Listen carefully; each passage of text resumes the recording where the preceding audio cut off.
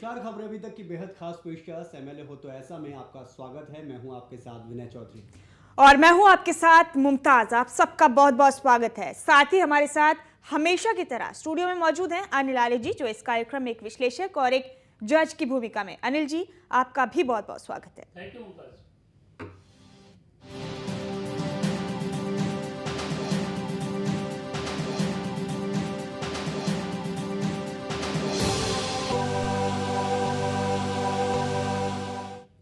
क्योंकि हमारा देश एक लोकतांत्रिक देश है, लिहाजा यहाँ पर विधायक और सांसद जनता ही चुनती है और फिर बनती है सरकार। लेकिन अफसोस ये है कि चंद वोटों के लिए राजनेताओं ने जनता को जातिवाद, क्षेत्रवाद और धर्मवाद जैसे कई वर्गों में बांट दिया है। ऐसे में सबसे बड़ी जरूरत है मौजूदा सियासी तंत्र को बदलने की, और ये तभी मुमकिन है जब नेतृत्व बदले, स्वच्छ छवि और कुशल नेता सामने आए। एमएलए हो तो ऐसा कार्यक्रम ऐसी ही एक कोशिश है जिसकी कामयाबी जनता की भागीदारी से ही मुमकिन है।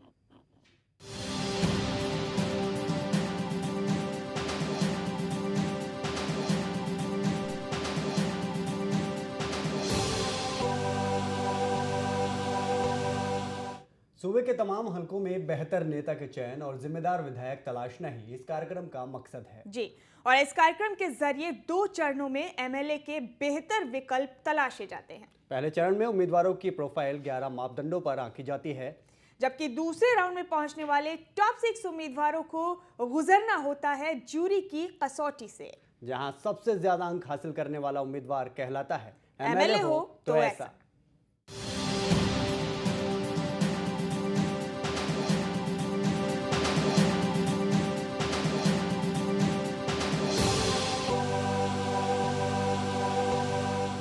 अनिल जी हमारे साथ स्टूडियो में मौजूद हैं। अनिल जी, एमएलए हो तो ऐसा कार्यक्रम में आप जज भी हैं और विश्लेषक भी। क्या लगता है इस कार्यक्रम के जरिए जो उम्मीदवार विजेता बनता है उसके लिए आगे की राह कितनी आसान होती है, हल्के में और पार्टी के अंदर उसके कद में कितना बदलाव आता होगा?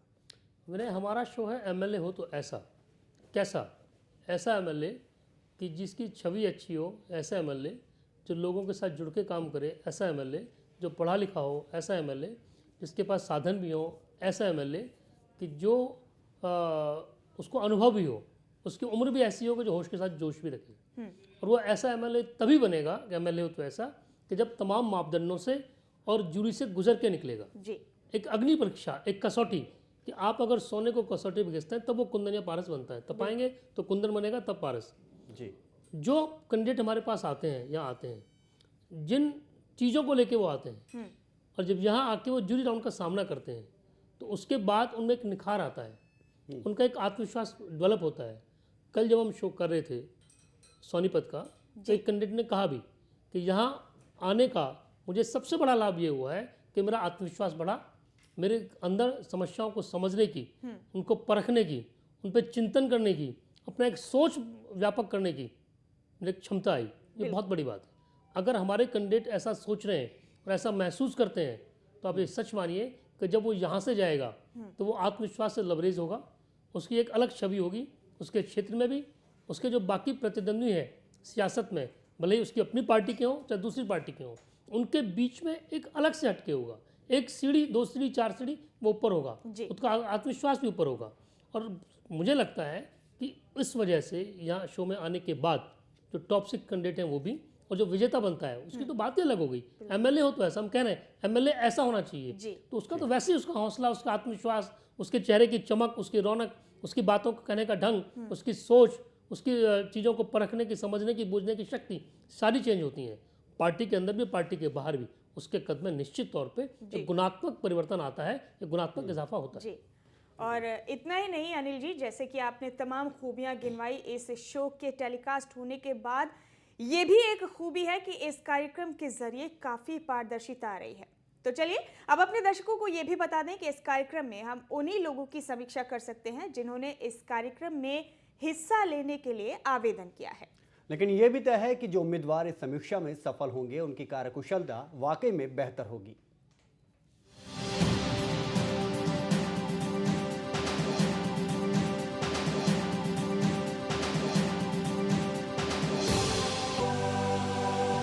अच्छी खासी राजनीतिक हैसियत रखता है।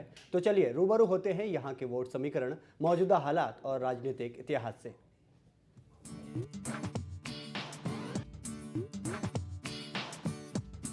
सोनीपत जिले के 6 विधानसभा क्षेत्रों में से एक है खरखौदा विधानसभा हलका। 2009 के परिसीमन के बाद सामान्य रोहट विधानसभा को खत्म कर नया विधानसभा हलका खरखौदा बनाया गया, लेकिन ये एक आरक्षित सीट है जिसमें कुल 53 गाँव हैं। 2009 के आंकड़ों के मुताबिक यहाँ पर कुल मतदाताओं की तादाद है 1,11,656, जिनमें से पुरुष मतदाताओं की संख्या है 62,140, जबकि महिला मतदाताओं की तादाद है 49,516। 2009 के चुनाव में यहाँ पर कुल 68,193 वोट पोल हुई। अब अगर इस हलके के जातिगत समीकरण की बात करें तो ये हलका जाट बहुल है। 2009 के आंकड़ों को आधार बनाएं तो यहाँ पर जाट वोटरों की तादाद है करीब 48.58%, ब्राह्मण हैं करीब 8.17%, पंजाबी करीब 1.35%, अनुसूचित जातियां हैं तकरीबन 17.88%, पिछड़ी जातियां करीब 14.87% और बाकी 9.15% अन्य जातियां हैं। क्योंकि ये एक नया विधानसभा हलका है तो इसका कोई राजनीतिक इतिहास भी नहीं है। आखिर में बात कर लेते हैं इस हलके में पड़े वोटों की तादाद की। तो 2009 के चुनाव में यहाँ पर कांग्रेस के जयवीर वाल्मीकि ने 43,684 वोट लेते हुए इनेलो के राजू को 25,284 वोटों के भारी मतों के अंतर से हराया। अब अगर मत प्रतिशत की बात करें तो कांग्रेस के जयवीर वाल्मीकि ने यहाँ से 64.07% मत हासिल किए, जबकि इनेलो के राजू को 26.99% मत ही मिले। वहीं बीजेपी के रामनिवास ने 3.26% मत हासिल किए तो बसपा के राजवीर को 3.09% मत मिले, जबकि हंजका के महावीर सिंह को महज 1.35% मत ही मिले। यानी मत प्रतिशत के लिहाज से देखें तो खरखौदा में 2009 का चुनाव एक तरह से एक तरफा चुनाव ही साबित हुआ। ब्यूरो रिपोर्ट, खबरें अभी तक। तो इस रिपोर्ट के जरिए हमने आपको दिखाए खरखौदा के राजनीतिक समीकरण। आपको बता दें कि फिलहाल कांग्रेस के जयवीर वाल्मीकि यहां से विधायक हैं और हमारा भी यही कहना है कि अगर जनता उनकी कार्यशैली से वाकई संतुष्ट है तो उन्हें फिर से चुने। लेकिन अगर जनता उन्हें जाति, एहसान, किसी दबाव या स्वार्थ की पूर्ति के लिए वोट डालती है तो जनता भी मौजूदा व्यवस्थाओं के लिए उतनी ही जिम्मेदार है जितने की नेता। जी अनिल जी, खरखौदा की बात हम कर रहे हैं इस शो में, तो खरखौदा का राजनीतिक समीकरण फिलहाल क्या कहता है? मुमताज़, खरखौदा विधानसभा क्षेत्र ऐसा विधानसभा क्षेत्र है जिसके तहत मुख्यमंत्री भूपेंद्र सिंह हुड्डा की ससुराल भी आती है। उनके ससुराल का जो गांव है इसी विधानसभा क्षेत्र में है। और पिछली बार का जो चुनाव था 2009 एक तरफा चुनाव हुआ जी। जो इनेलो के कैंडिडेट थे वो 25,000 से अधिक मतों से हारे राजू धानक। पिछली बार ये चुनाव क्षेत्र रिजर्व हुआ और वहाँ सबसे बड़ी जो प्रतिष्ठा थी वो भूपेंद्र सिंह हुड्डा की थी। सच बात यह है कि वहाँ चुनाव जयवीर वाल्मीकि ने नहीं, भूपेंद्र सिंह हुड्डा लड़ा था। उन्हीं के नाम पे वोट मिली, उन्हीं के सहारे उनकी जो गंगा है, गंगा में जो नाव पार हुई चुनाव गंगा में जयवीर वाल्मीकि की, हुड्डा के नाम के सहारे हुई। राजू धानक वहाँ से नेहरू के कैंडिडेट थे, पर लेकिन मुकाबला सीधा सीधा एक तरफा था, तो हार जीत वाली कोई स्थिति वहाँ थी नहीं। उससे पहले जो चुनाव 2005 के चुनाव थे जो रिजर्व नहीं था तो इस क्षेत्र में एनसीपी के जो कैंडिडेट हैं सुखबीर फरमाना वो विधायक बने थे। और अगर इसको हम देखें कि चुनाव क्षेत्र में क्या होगा, वही होगा जो हुड्डा साहब चाहेंगे। उस क्षेत्र में काम हुए हैं जी, क्योंकि जयवीर वाल्मीकि ने काम नहीं करने थे, वोट हुड्डा साहब को मिली तो हुड्डा साहब नहीं काम करने थे, वहाँ काम हुए, निश्चित तौर पर काम हुए, विकास के काम हुए। जयवीर वाल्मीकि का इमेज ठीक है, वहाँ पर लोगों से मेलजोल भी ठीक है। चुनौती कितनी बड़ी मिल पाएगी, कैसी मिल पाएगी, ये डिपेंड करेगा कि हरियाणा में लहर क्या चलती है, इनेलो के पक्ष में या कांग्रेस के खिलाफ में या आज का भाजपा के पक्ष में। अगर चौटाला साहब बाहर आ जाते हैं, कोई राहत मिलती है तो एक मुकाबला कड़ा होगा। आज का भाजपा कैंडिडेट कौन आएगा उसका फर्क पड़ेगा। वहाँ एक इशू है बहुत बड़ा जो वहाँ के लोगों को दुखी करता है, वहाँ जमीन अधिग्रहण के खिलाफ लगातार धरना चल रहा है जी। वहाँ के किसान आंदोलन में है। हालांकि कांग्रेस के कहते हैं कि इनेलो के लोग हैं, विपक्ष के ऊपर आरोप लगाते हैं, बड़ी कॉमन सी चीज़ है। लेकिन किसानों का जो आंदोलन है वो ज़मीन के मुआवजे को लेकर, उपजाऊ ज़मीन को अधिग्रहण किया जा रहा है, इसको विरोध को लेके है जी। ये चीज़ वहाँ पर है, अदरवाइज वहाँ काम हुए। बहुत बहुत शुक्रिया अनिल जी। लेकिन क्योंकि हमारा ये पूरा शो पूरी तरह से राजनीति पर आधारित है, लिहाजा मौजूदा जो राजनीतिक हालात हैं उन पर चर्चा करना बेहद ज़रूरी हो जाता है। तो अनिल जी, इस वक्त हम आपसे ये जानना चाहते हैं कि जिस तरह से दिल्ली में आम आदमी पार्टी ने सरकार बनाने के बाद मुफ्त पानी देने की घोषणा की है और अमल में भी लाने की कोशिश कर रहे हैं। 667 लीटर रोजाना हर परिवार को और बिजली 50% सस्ती दरों पर देने का ऐलान किया है। अब कई और राज्य सरकारें भी यही करने लगी हैं, अरविंद केजरीवाल को फॉलो करने लगी हैं। तो क्या कहेंगे आप, ये कैसा राजनीतिक पलटफेर है?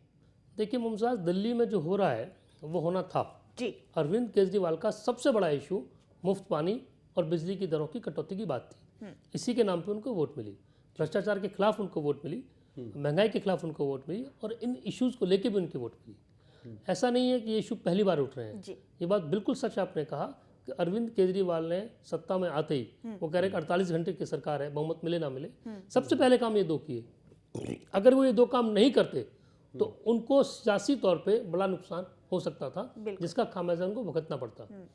अरविंद केजरीवाल चतुर सुजान है, वो कोई अनपढ़ नेता नहीं है, बिल्कुल भले ही नए हों, लेकिन आम आदमी के बीच, जनता के बीच उन्होंने काम किया है। जो ग्राम स्वराज की बात उन्होंने की थी, मोहल्ला सभाओं की बात थी, पहले भी जो काम किया, आरटीआई के थ्रू काम किया, तो उनको मालूम था कि जनता की नब्ज कहाँ पकड़ी जाएगी। हरियाणा में हम बात करें, हरियाणा में भी 200 रुपये महीने, 2 महीने के लिए 1600 यूनिट से कम जिनकी खपत है उनको राहत दी जाएगी। हम कह सकते हैं कि केजरीवाल से प्रभावित होकर गई। संजय निरुपम महाराष्ट्र की बात कर रहे हैं, कांग्रेस के अखिल भारतीय सचिव हैं, कि 50% बिजली कटौती की जाए, नहीं कि तो मैं आंदोलन करूंगा।